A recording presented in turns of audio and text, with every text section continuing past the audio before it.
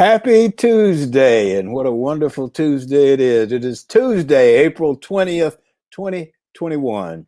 And welcome to another edition of Tuesday with Thom. Tuesday with Thom, of course, is brought to you by the Best Girl Consulting Firm. Best Girl customizes solutions to issues of leadership, access and inclusion, economic development and communication. Best Girl creates the solution that fits your needs. Let's see, we got our roundtable guests today, Mychal Walker and Barbara Wallace Edwards, and our special G-List guest today is Mr. Sterfon Demings, all the way from Hollywood, California, and also Montgomery, Alabama. Full disclosure now, well, not a total full disclosure, we can't do that. But I will say that Mr. Demings is one of my good friends. Actually, we both refer to him as my younger brother. You want tales of Hollywood? Sterfon Demings has plenty, having worked there for 3+ decades. We met on In the Heat of the Night in the late 1980s, and from time to time, we like to get together and look back over our careers and all the fun that we have had in Los Angeles, Atlanta, Alabama. There's a lot of laughing and a constant reference to a saying he'll tell you guys about. I'm from Alabama. He'll have to tell you about that line and where it came from. Sterfon is a Hollywood hairstylist who has done hairstyles for Alfre Woodard, Queen Latifah, Halle Berry, and many, many more. He's worked on shows like Empire, The Temptations, In the Heat of the Night, Miss Evers Boys, and many, many more. So we look forward to the visit with him this morning. It should be a lot of fun. So I'm going to move on to our roundtable regulars this morning and introduce Barbara Wallace Edwards. If Barbara is here, I don't know if she's back yet. She had to, Barbara is not here. She had, we've been having trouble with Barbara's internet, and so she had to make an adjustment this morning. I'm sure she'll be here shortly. We'll move to Mychal Walker, our other roundtable guest.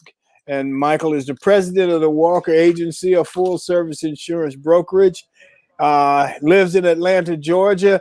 Good morning, Mychal. Good morning, Thom. How are you this morning? Man, I'm doing well. How about you? I'm doing fine. Thank you very much for asking. Well, I heard that laughter when you heard about the guy they called Nike, but we can't say why they called him Nike, so we'll just move on to something else. Yes, let's do that. I tell you what, Thom, let me tell you what's happening in my world. I have a couple things to discuss, and one thing in particular you and I have talked about before, and you'll like that. But first of all, let me just remind our audience that vaccines for American must be free. HHS is putting the word out because there have been some complaints of providers charging fees and administrative costs for administering the vaccine. And the Inspector General said that the CDC's COVID-19 vaccination program, all of the providers must be obligated to comply with that. And basically what they're saying, if you go up for a vaccination, you should get your vaccination. They can only charge you if there are other services provided, and that the providers must charge the insurance companies, or they must go to the COVID-19 program to get reimbursed. But there should be no out-of-pocket costs whatsoever to the end users. And here in Atlanta, Georgia, they are using a lot of big locations like Mercedes-Benz Stadium to vaccinate people. And now they have moved into another phase. And it's interesting how they're continuing to adapt. They moved into a phase where you no longer have to make an appointment because people were having such a hard time getting appointments. Now, all this week at Mercedes-Benz Stadium, you can just walk up. They will register you there on the spot and give you your vaccination without having to get an appointment. And that's great. Yeah, absolutely. Go ahead, and the other thing that they are doing is that they are now extending the hours. Originally, it was like during business hours, like 9:30 to 6:30.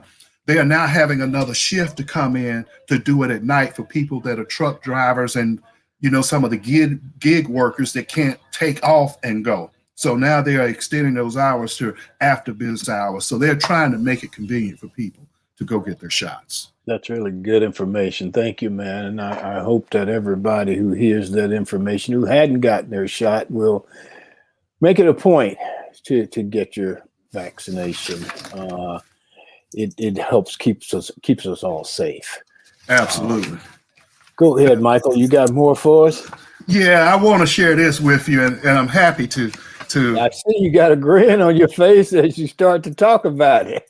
Well, Tom, you know how you and I, we talk about how we were brought up under bail, and one of the things we were taught is that the customer is always right, and you have to cater to customers.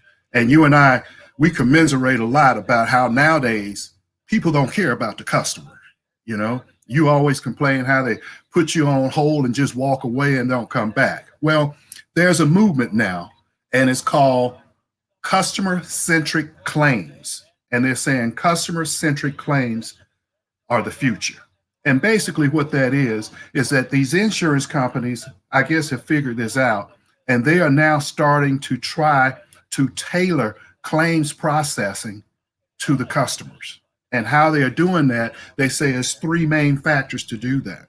One is the customer's life event, making sure that they are humanizing and understanding the life event that the customer has experienced that brought them to them in the first place. One example they talked about is, say, a woman who has provided birth. She may need a lot of extra things to go along with that for a lot of different reasons. And so what the insurance companies that provide prenatal care and that type of coverage, they are now trying to re-gear to tailor their claims processing around that life event and take in consideration all the other things that may be needed in there. Like, for instance, post-childbirth needs such as postpartum depression, those types of things, making sure that she can go and have support with breastfeeding and all of those type of things. One other part of it is leveraging technology. And what they're saying by that is making sure that they use user-friendly technology, technology that customers are accustomed to help them do their claims process. And I see you smiling on that one.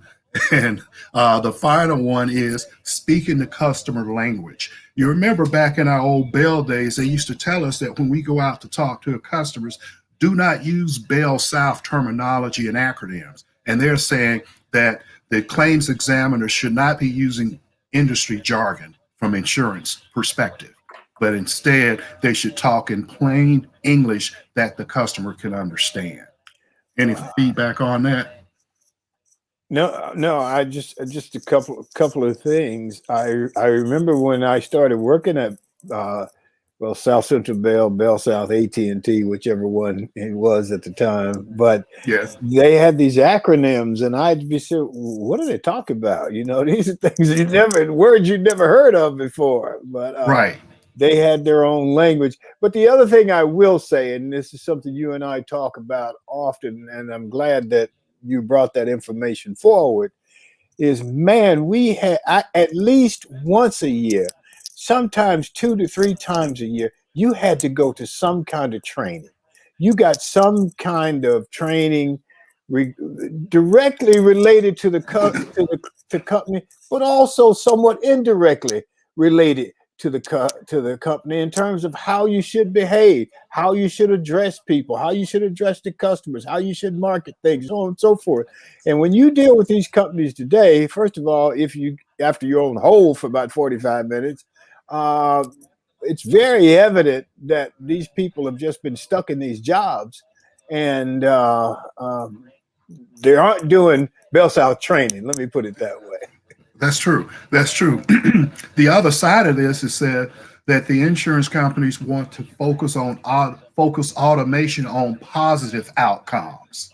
In other words, work to resolve the problems with automation rather than causing obstacles and heartache for people to get through the process. And this number 2 is one that you and I talk about, and you kind of mentioned that just a minute ago, the use of technology as gatekeepers, but incorporate transfers to humans. And Say that's that key. again for me. It says, use technology as gatekeepers, but incorporate transfers to humans. So in other words, when you call in, they have technology that answer the call and then tell you, push the buttons is where you want to go, and then they transfer you to a human rather than leaving you, like you were just saying. And then the third one is to anticipate phasing technology adoption. In other words, continuing to morph it into things that are more open, like phone or video call to discuss the needs with the person. I can see very large companies perhaps needing some automation in terms of people addressing the customer. But I just think you'd be better off if a human being answered the first time and directed you to where you needed to go right away. Because when that automated system asks you for all your information and you give them all your information and they finally direct you to a human being, that human being then asks you for the same information all over again. And it's like, well, what was the point of giving it to Mr. Robot over there? So I don't know. Yeah, I just think there's a more efficient way to do it. I agree with that wholeheartedly. There should be a screen that pops up that gives them all the information you just put in. They don't have to ask you just for that. Well, Barbara is here. Let's get her in here. Barbara Wallace Edwards, where are you? Good morning, Tom. I'm somewhere in Birmingham, Alabama. Well, good morning. How are you? Good morning. Glad you were able to join us. Thank you. Good morning, Barbara. I tried to join earlier, but had a little difficulty this morning with I'll call it a senior moment. I left my earphones at home, so I had to rush back through. I had to do the. I'm sorry. Go ahead. No, I was going to say you maybe could have made it without them, but I'm glad you went back and got them. Yeah, I wanted to be safe rather than sorry later on. So we've had enough technical difficulties in the past. We had Pat Eddington on last week, and I understand you were in Mobile and you guys had a conversation down there. We did. I got a chance to talk with Pat, and she is such a delightful person. I truly look forward to meeting her in person. We talked over the phone, but during my next visit to the Mobile area, I plan to actually go over and visit her and sit down and talk with her. So looking forward to that. She sent me a text yesterday telling me about her adventures as she now lives in this senior residence, and she's become a champion ping pong player, I think, and wow. Yeah, so I think she's having a great time. And, she seems to really enjoy that place where she's living. So that's very wonderful. much so. And she's a wonderful human being. So yes. So anyway, what's happening with you, Barbara? Well, Tommy, you may have already talked about this again. I'm a little bit late, so I'm not sure. But like the rest of the world, I'm waiting on the outcome, the verdict from the Derek Chauvin trial. That's going to be really interesting. I think everybody's kind of on pins and needles wondering what's going to happen with that. And so that's what I'm looking forward to. Hopefully we'll hear some news on that soon. You never know. They say the longer the jury's out, is that really good for the prosecutor side or is the defense? And I guess there's two sides looking at that, but I don't know. It's just kind of waiting to see what's going to happen with that.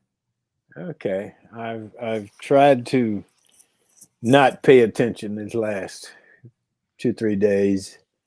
So much hype around it. Yes, it really is.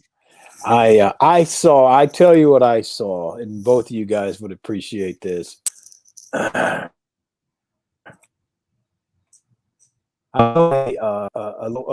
story on George Bush, former president, and he expressed his shock that people had such a adverse and negative reaction to his friendship with Mrs. Obama.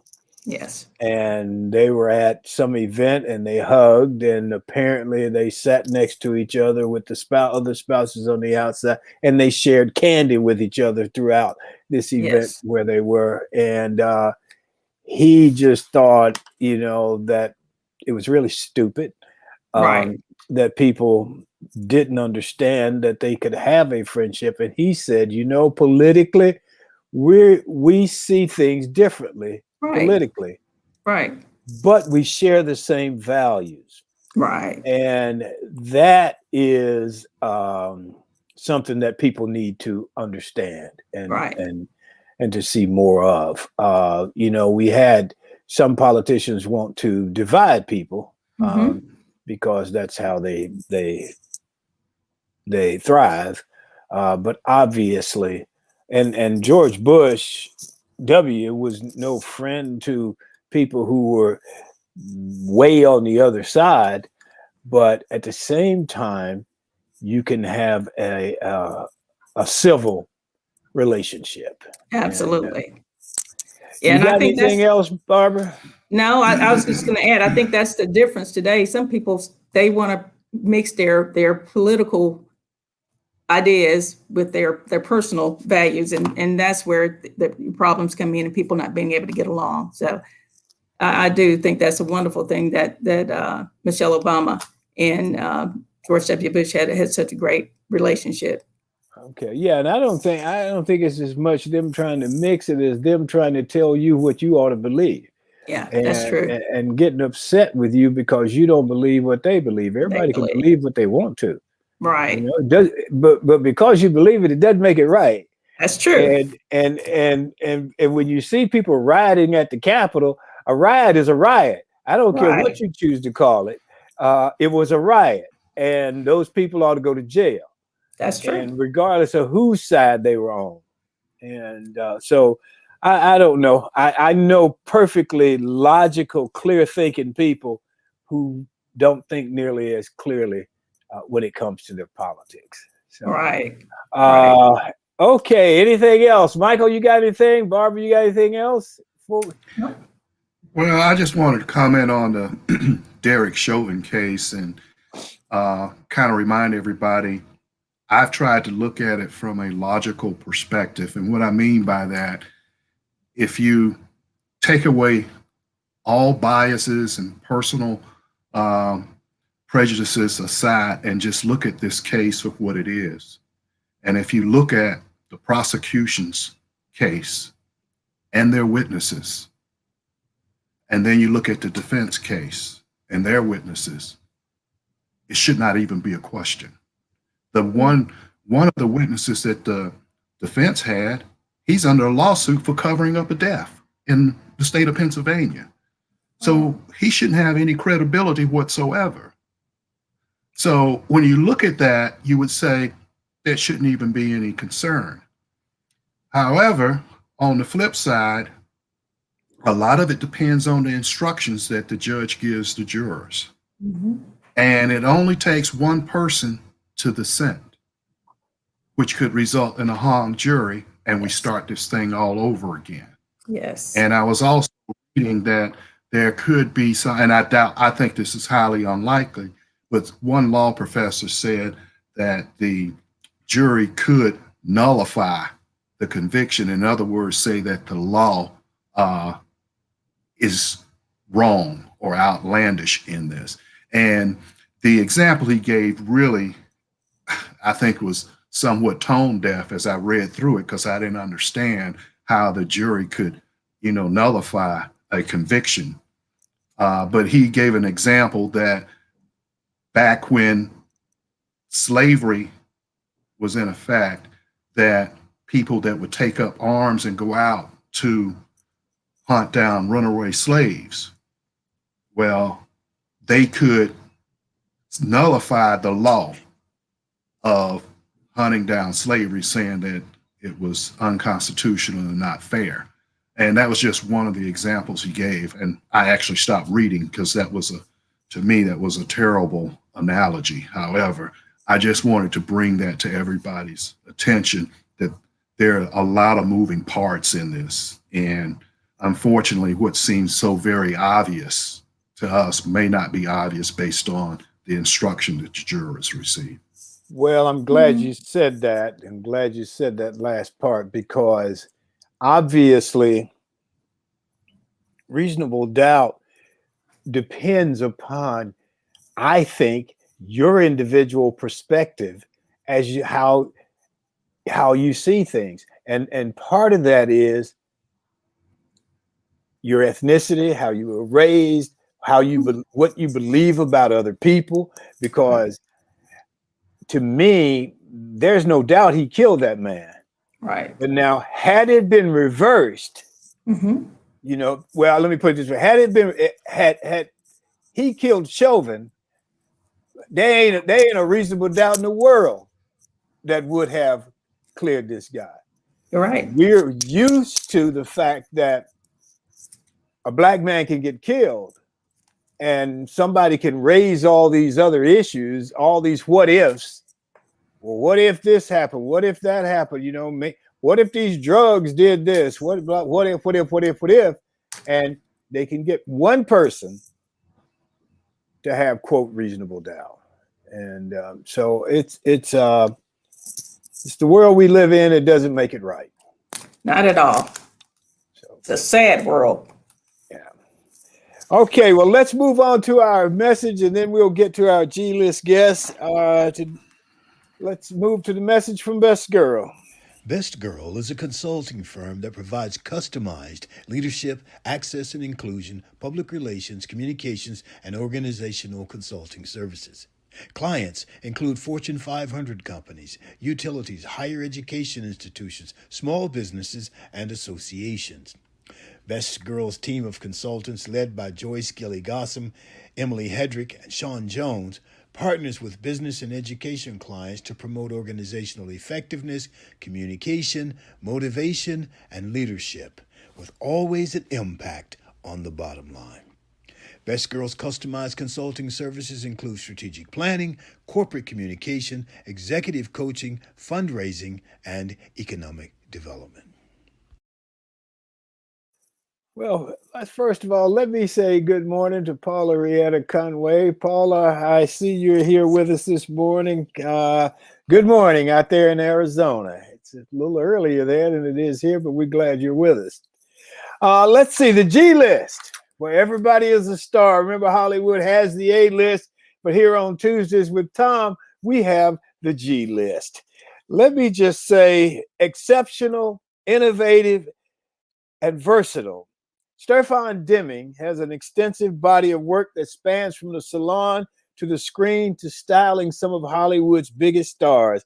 Sterfon is the proud recipient of the Hollywood Beauty Award for Outstanding Achievement in Hairstyling.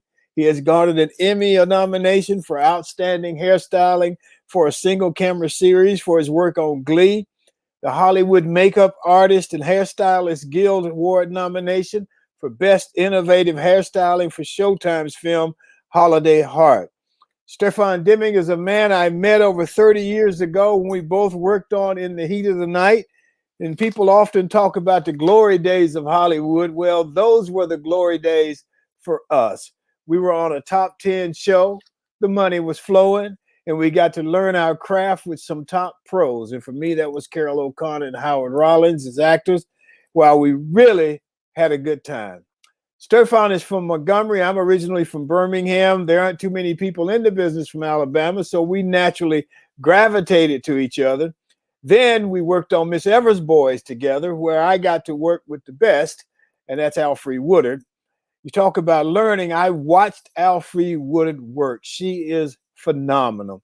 After Miss Evers' Boys, I found myself in Los Angeles, and Sterfon and I hooked up again, working on a show called City of Angels, which was a cluster. Let me just put it that way. But overall, what a time it has been. Sterfon is not just years. He worked on him for its last 3 years. And together we worked on In the Heat of the Night, Miss Evers' Boys, City of Angels, and recently we did Son of the South, shooting it actually in Montgomery. It's been one incredible ride. Welcome, Sterfon Demings.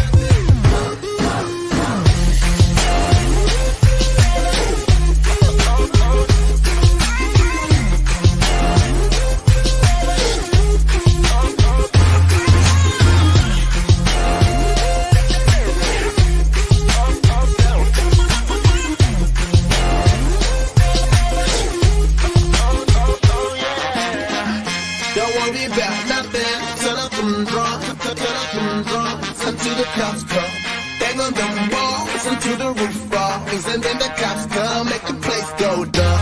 And you never shut this down. Shut this down. Shut this down. Make the place go down. Don't worry about nothing. Make the place go.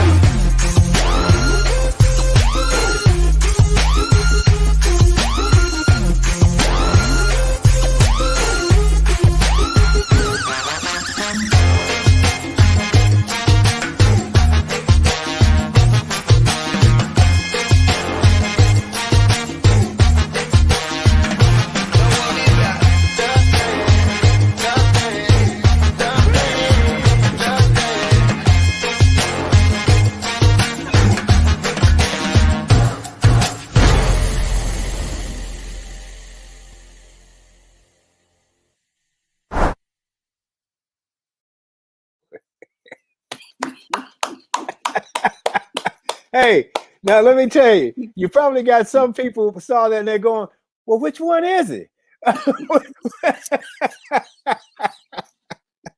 So we have to remind them that you're a stylist. So let me start here. You get a script, they send you a script. How do you start to go about your craft from that point? Well, I have to read the script and see what each character is going to do, right? Find out the background of that character, what their life is like, the transitions that they're going to make. So each character has to be broken down like that. So it takes a while. It's a lot. It's a lot. It's not you just go do the hair. It's a lot. If based on where you're shooting, you're going to need wigs because of the climate, or if they're doing stunts, you got to take care of the hair for the stunt person. So it's a lot to negotiate to get through a script.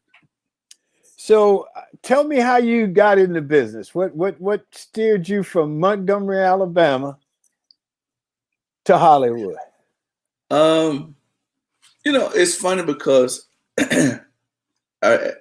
when I came back, a lot of people say you always talked about it, and I don't remember. I guess I did. Because I started doing hair in high school. I went to vocational school, and that old saying everybody used to say, "Son, you need to get a trade."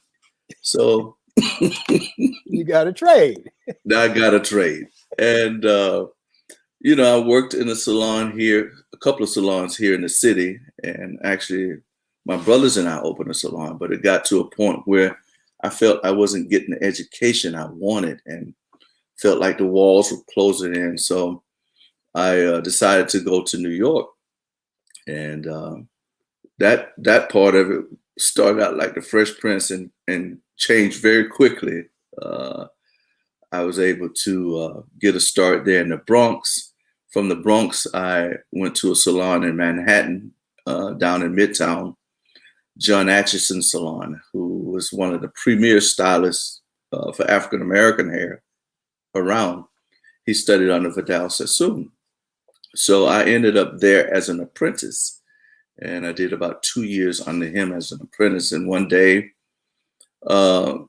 they would send you out to do different things. So I ended up doing a local talk show called Best Talk in Town. And I was back in the little makeup room, and this person comes in. I have no clue who it is.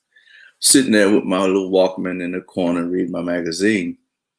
And I looked at her and I said, I know you're not going out there with your head looking like that.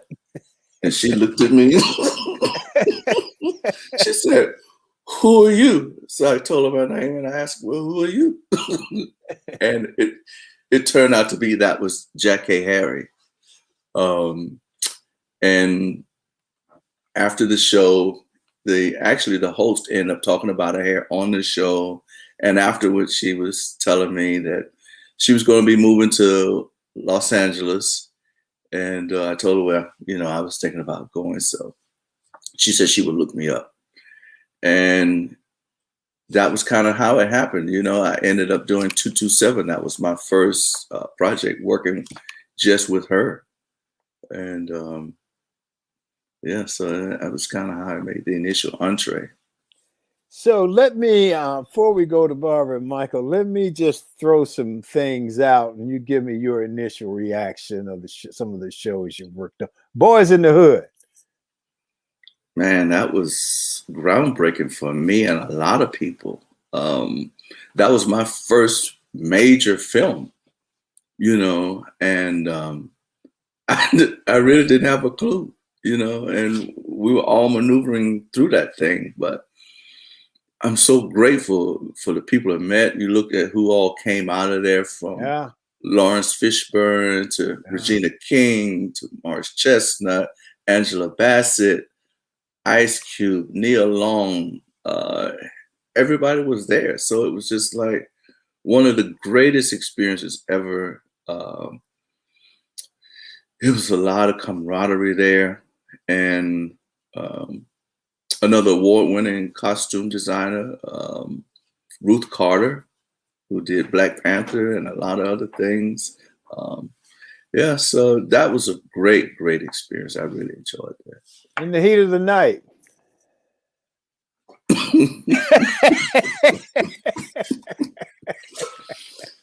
Okay, it was good. It was really good.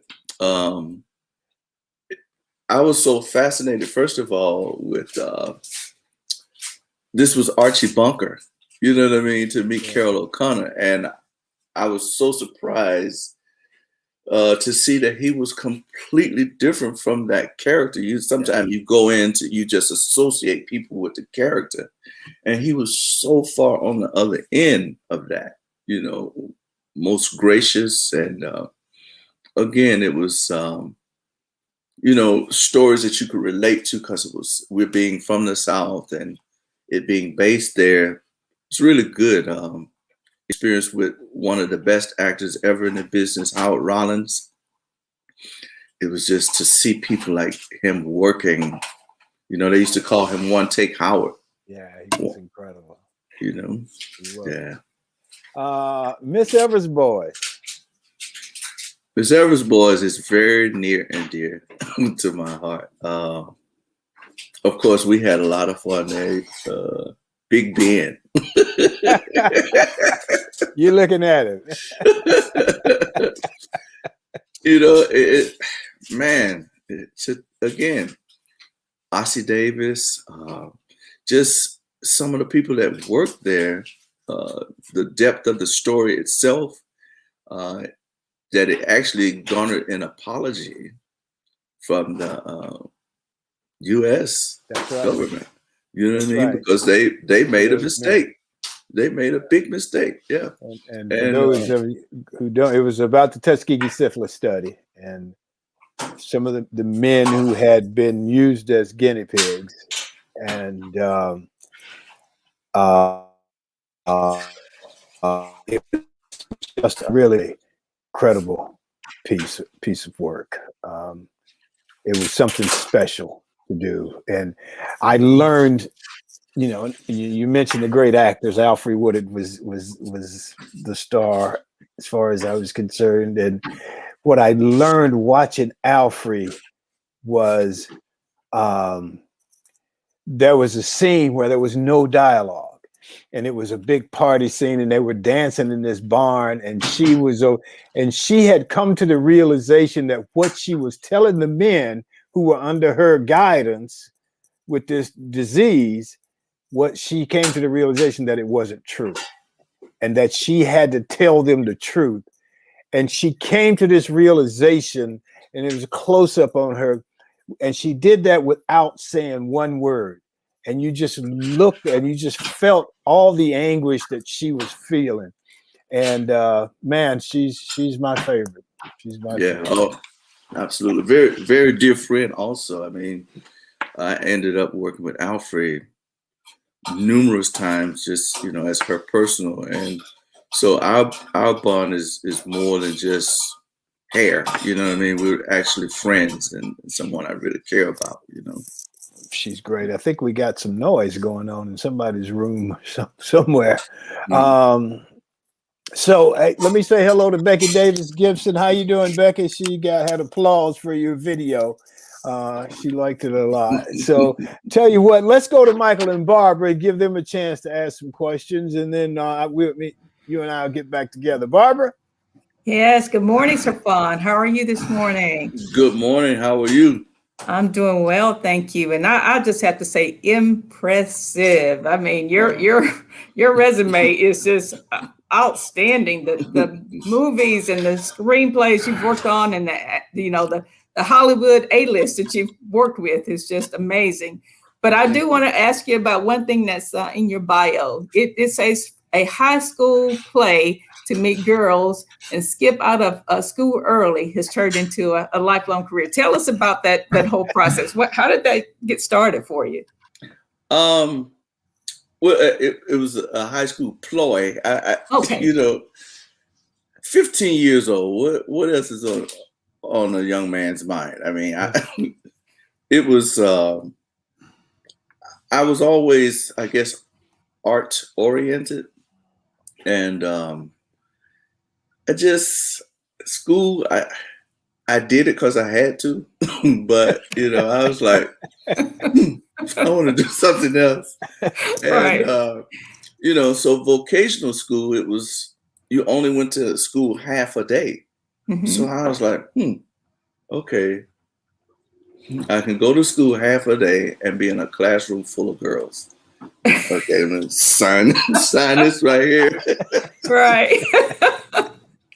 I love it. But I didn't know I was going to actually enjoy this. It's like I started learning and I could do it. I had this little French teacher. She was so funny. Her name was Ramon Tasha.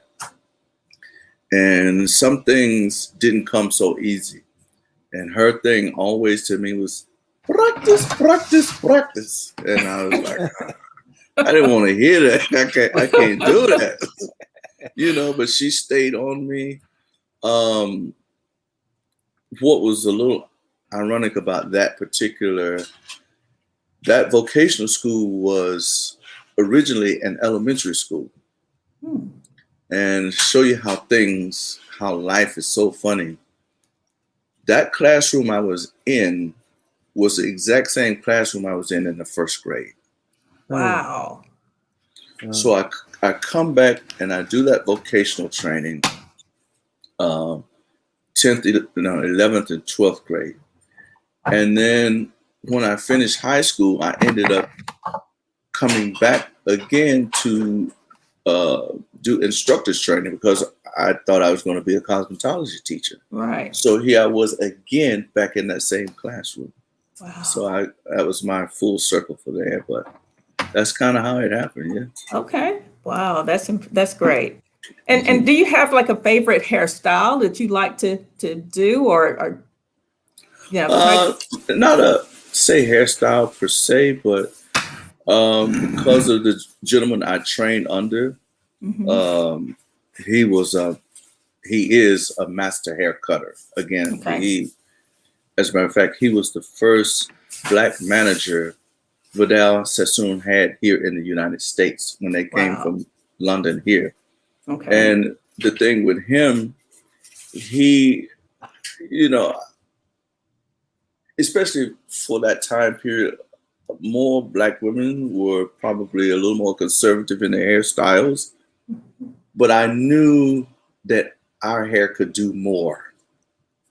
And he was the one that was doing that. And he was doing it with scissors. And I was like, wow, okay. But I never knew that I was going to end up there. Right. And so, cutting is what I enjoy. Okay, great. You're very stylish yourself, and I saw that your wife actually owns a boutique in Montgomery. You want to tell us about that? Yes, she's actually a hairstylist. She does natural hair. Okay. That's kind of how we met. We relocated back here to look after my parents, and we had a couple of salons in LA, and so she wanted to do something here. and had always been salon boutique. She's originally from Nigeria and has traveled the world. So her eye for unique things is very good. So yeah, it's been a blessing to be here and have something different for the city. Very, very different for Montgomery. And Yes. I think people are appreciating it. So we're happy. I think very different for the state of Alabama. Even I was talking to a friend of mine yesterday. We're actually going to make a road trip down to visit. I visited the website and I just love some of the items out there. So I'll actually be making a trip there and visiting your boutique there. Thank you. Thank you. And why don't we? What's the name of what's the website? It's Chakotay's World. It's the name of the salon. We're actually working on a new site right now, but she's on Etsy, and so we'll be opening soon on Shopify. So we're maneuvering some stuff now. But Chakotay's World, 2000 Mulberry Street. You've also worked on the Italian Job, on the James Bond movies, and so on. And so it isn't. You don't just do black hair. Is that correct? Oh yeah, no. Well, that was one of my things in school. You know, I wasn't afraid to try anything. If you asked me if I could do it, I would say yeah, and didn't have a clue. And so I would just mess them up until I got them right. And but I never feared any texture because I felt if you are a hairdresser or hair designer, you just do hair, you know. And so that was the way I learned. You know, it's just I guess like being a tailor or seamstress, you learn to work with different fabrics. You know, it's just fabric, and it's like whether it's silk or cotton, you know, chiffon or whatever. You learn how each thing works, and then you do your design from there. Because even with us as African Americans and Black folks, our hair runs from one gamut of texture to the next. So yes, just in managing our own, you know, you have to be versatile. So yes. And it is www.chakotaysworld.etsy.com. And Chakotay is spelled CHIKODIS. Chakotay's World. Okay, so let's go to Mychal. Hello, Sterfon. We start laughing. Okay. You know, one of the hazards of coming last is that you run the risk of Tom and Barbara stealing your questions. So now I got to make up stuff on the fly. But I will have to ask you a question here. I noticed that you went to Vidal Sassoon London Academy. Tell me what it was like going there to study, and how did that contrast with Russ of Scotland, which I never heard of? Well, Sassoon. First of all, that was my first trip to Europe, and my boss, John Atchison, the salon where I work, he paid for the whole trip. You know, it was like, wow. That first of all was like, oh, okay, you know. But again, Sassoon was one of my idols because the way this guy cut hair, it was just like, especially in the 60s, it was a lot of geometric shapes, but it was very precise. It was very precise, the work. And so to go there and basically go to the source was just like, I couldn't believe it. I couldn't believe it. So it was one of the most exciting experiences of my life to, you know, and like I said, to have it all expense paid. Most salons, again, at that time, or say Black salons, were not paying for you to go somewhere to get your education. You know what I mean? Or most salons weren't even offering education within the salon. But that was something that he was and is very big on. And ultimately, because I was going to be the educational director, which in the LA, I started in New York, moved to Los Angeles, and I became the educational director in the salon, which meant that I had to train all new staff and keep everybody up to speed on new stuff or whatever. So that was part of why I would go out sometime, like be sent out for things. And then the Rusk of Scotland, that was their thing. Was they did cuts, but they had even more style, I think, than Sassoon. I would see them at a lot of hair shows, and it was just, they always put on the most amazing shows. So that's what drew me to them. Because at one point I did what's called platform work. I worked briefly for a company, Sebastian. And that came at a time where it was, am I going to do this or am I going to do this? Am I going to stay a platform artist or am I going to do movies? And so that's when I came on and did the movie route.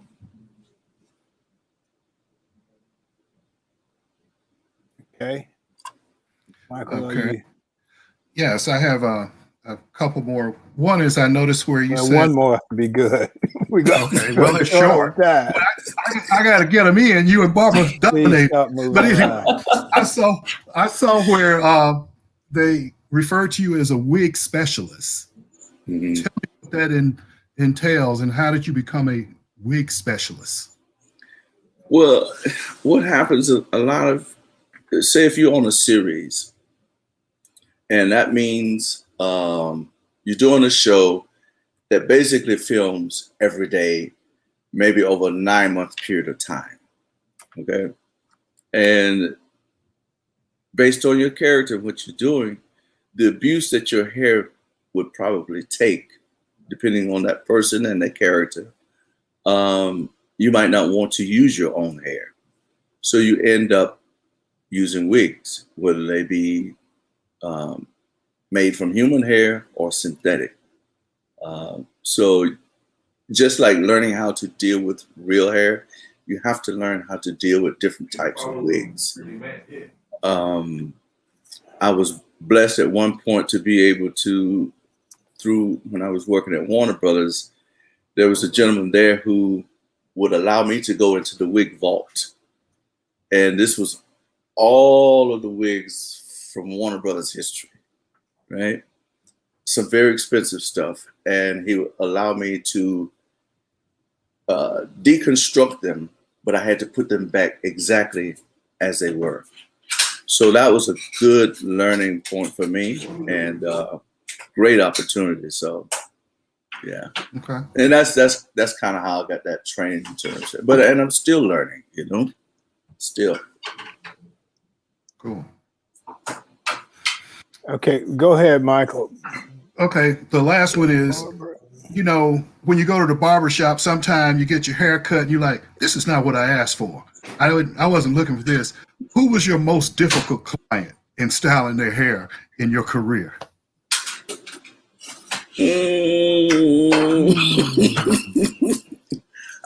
know, I will say, I won't say difficult, but when people really know what they want, you know, I've had a couple of actors that were very, very, very particular, and it just pushes you to be better. That's all it does. You know, I know one in particular, Sean Penn, when we were doing the movie Milk, and what made him so particular, he knew that character so well, and he had studied this character so much that he was embodying every piece.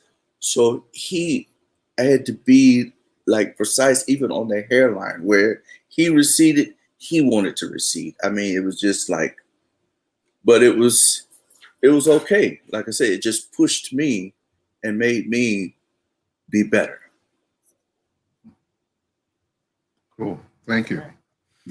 Barbara, you got anything else?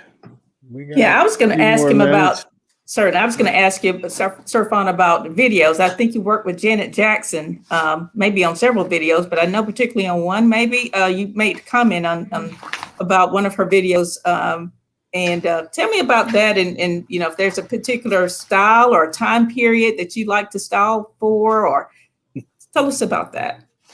Well, I didn't actually do her. That was a video that I worked on, but that song and that time period was one of my favorite songs. And it also, they flash back to a lot of the past. So I was excited about who was going to be there. There was Sid Charisse, Cab Calloway, the Nicholas brothers. I mean, these were icons. And so I'm like a kid in a candy store to just be around these people because I love the old movies. You know, I'd watch these people and it's like, wow.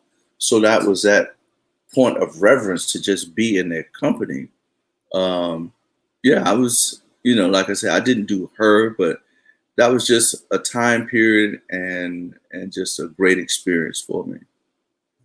Great. That's awesome. In the chat, we have one of the comments from Yvonne Smith says, what advice can you offer mothers who have young daughters who want to be really current? I think fads ruin hair. Mr. John was fabulous. I was lucky to have him style my hair. Broadway was there in his salon. Can you answer that? You know, I mean, I understand people wanting to experiment, and it can be dangerous sometimes in terms of you could actually damage your hair if you don't know what you're doing. But I had a habit a lot of times of whatever I wanted my clients to try. If it was something I could do, I did it on myself to show them I wasn't afraid, you know. And but just if they can find, go ahead. If they can find a good stylist who can advise them, you know, I wouldn't say try everything yourself at home, but if you can find someone that can advise you and safely get you there, then I don't see any problem with trying something new, you know. Yeah. Okay. People say that money is the driving force, and there's a reason we do what we do, and so on and so forth. But we can talk about a show called City of Angels, where we all were making a lot of money because you normally work 10, 11 hours. We were working 15, 16 hours until finally one night, what's her name? Vivica Fox went off on the director and pretty much shut everything down for the night. It was about 1 o'clock in the morning, and we started about 10 o'clock that morning. You remember that? Oh yeah. It's funny because she and I talked about it because she was on Empire, so she and I talked about it and had a good laugh about it. But you know, Vivica was known to be vocal and not necessarily in a bad way, but we were so happy that she spoke up. You know, it was like we wanted somebody to save us. And, you know, here this cast member, you know, stood up for the crew and was like, hey, you know, enough is enough. You know, and it's like at a certain point, we used to call it blood money. Once you pass a certain point, you know, it's like killing yourself, you know, and it's like, I'm good. I'm ready to tap out. Okay. I have one more thing I want to ask you. Are you familiar with this phrase? I'm from Alabama.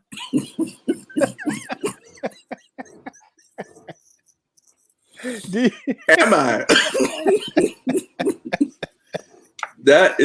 That's Tom's official line. Tom, he needs a T-shirt. I mean, I think they're gonna do T-shirts and hats. But it was we would go to different events, premieres or whatever, and the after parties, and you know, we're in there making our rounds through the room, and I always see Thom with this big smile on his face, and I was just waiting for it because I knew it was coming. Before long, he's like, "I'm from Alabama."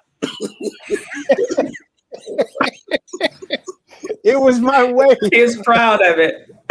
Well, you know what? I would always say, "Well, where are you from?" "Oh, I'm from Chicago. I'm from Detroit. And I'd say, "I'm from Alabama." And that would just start a conversation. Yeah, I mean, yeah, people yeah. were always, "You from Alabama?" You know, they were just freaked out. And so that became my line. That's how I got to talk to people and got to know people was, and I'd say, "I'm from Alabama." And he'd just fall out laughing. Because I'm like, not again. Here we go. You know, but it always worked, and I was, you know, it made me proud because here we are, two men from Alabama, and certain people have certain impressions of the state and people that are from here, or whatever, and it's like we worked hard to get where we are, you know, and so it's nothing to be ashamed of. You know, it was like, and he's very proud, and it's like made me feel good. It's like, I'm from Alabama too. Okay, well, let's circle back around. We got a few more minutes. Barbara, Mychal, either one of you got anything else you want to contribute? Again, I just want to say thank you for joining us this morning, Sterfon. It's been great. I am truly impressed with your resume. You are just excellent. Thank you all for inviting me, and I really appreciate it. Certainly. Absolutely. Sterfon, I like to say congratulations on all the awards and the notoriety and the respect and recognitions from your colleagues in the industry. And I have to say, Paula Conway sent me a note and asked me, "Mychal, did you ever see Tom's afro? It was awesome." So hey, Paula, Thom wasn't the only person that had an awesome afro. You need to see mine too. I can vouch for those. Yes. Yeah, Barbara knows. She can tell you I had an awesome I afro can too. vouch for those. Yes. We were into I knew them back when. Yeah, I saw We pictures did. of Thom Fro. I was like, it was impressive. Somebody sent me a picture of it the other day, you know, and man, I'd go in there when we got ready to play a football game. I'd put my helmet on, and then I'd take my afro pick and comb my hair out the back so it could come out the back of my helmet. like I saw a couple of white dudes do, but see, theirs was longer, it would flop, but mine would just stick out the back of my helmet. And it was so funny because before the game, we would be in there, we'd be all dressed, and we'd be in the mirror fixing our hair. What? and coach would come in there and look at us, and he'd just shake his head and walk away. Like, we ready, coach. Don't worry about it. We ready. Well, this has just been too much fun. Man, I'm so glad we got to have you on. And, you know, when we talk about in the heat of the night and we started laughing because we had so much fun. And it was, I ended up doing 25 episodes of that, and it was just, we had so much fun. And we were in Covington, Georgia, which was about 40 miles from Atlanta. And so we had access to Atlanta. And this is before Atlanta became Hollywood in the South. The heat of the night really started that with Carol. And people always ask me about Carol O'Connor, and I'll tell one quick story about him. He had a heart attack. And he was in the hospital for a good while. And he finally came back to the show, and you could tell he was very frail and very weak. And Carol was so nice. There were couple of other people from Alabama. Charlie Peak. Peak is a stunt guy, and I imagine he's still doing it in Los Angeles. And then Tania Stewart. Tania played Aunt Etta on the show. And whenever Tania was the theater director or dean of theater, arts and sciences, whatever, at Alabama State before she retired. And Carol would allow her or encourage her to bring her students over to Georgia when we had like a courtroom scene or a church scene and you needed a lot of extras. And so they would fill it up with students. And so this bus load of students came over, and when Carol walked out, he was so frail, and Claire, his assistant, was with him. She was kind of holding onto his arm. And this kid saw him and jumped off that bus and ran over there and said, "Mr. O'Connor, can I take a picture with you and get your autograph?" And Claire said, "Well, you know, he's really tired. I mean, it'd been a long day. And can we do it another time?" And he said, "No, no, no, no, I'll do it." And I stood there and watched him. And every one of those kids got off that bus and came over to him individually. And he took a picture with him and he signed whatever it is they had and stood there for another hour doing that. And I was just so impressed with him. Like you said, he was so different from the Archie Bunker character that he played. So it was a special moment. So, man, this has been great. We'll have to get you back. Part two. Thank you so much, Sterfon. It's been great.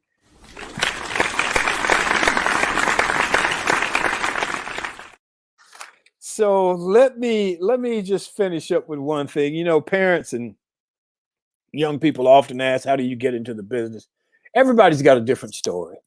And what I've learned is that many people leave their hometowns as a young person. They head for New York and California. That was Sterfon's story. That wasn't my story. And I've met so many people over the years whose stories are so different. But Carol O'Connor gave me my first real television job on In the Heat of the Night. And my name was Ted Marcus on that show. And he took good care of me. He flew me out to Los Angeles. He put me up in Santa Monica. He had limos come to my hotel and pick me up and take me to the set. And it was just a wonderful experience. And I got to tell everybody I was from Alabama. So it's been great. Like I said, I did 25 episodes. I learned a lot from Howard Rollins, who's one of the best actors I'd ever worked with. Heat of the Night comes on about 4 or 5 times a day. 4 times on WGN and once a day on another channel. I don't know the name of it. And I generally will go through the guide and look and see if I'm on or whatever. I don't watch it most of the time, but I just want to know that I'm on. So anyway, it was a great experience. So that's going to be our show for today. It is a wrap. I want to thank the audience and thank you for your comments. We appreciate you. I want to thank Mychal and Barbara. I want to thank Sterfon Demings, my good friend. And say our upcoming guest next week is Bob Zellner. Bob Zellner is the real star of the movie Son of the South. He is the actual Son of the South. That movie is based on his book called The Wrong Side of Murder Creek. We're looking forward to having him here next week. I want to thank our sponsor, Best Girl. If you're interested in having your business be a sponsor of the show, get in touch with us at Thom, Thom, at bestgirl. Thank you, Heck, the communicator, our producer, Sean Jones, the organizer. And remember, enjoy yourself. Make every day count. Stay safe and peace.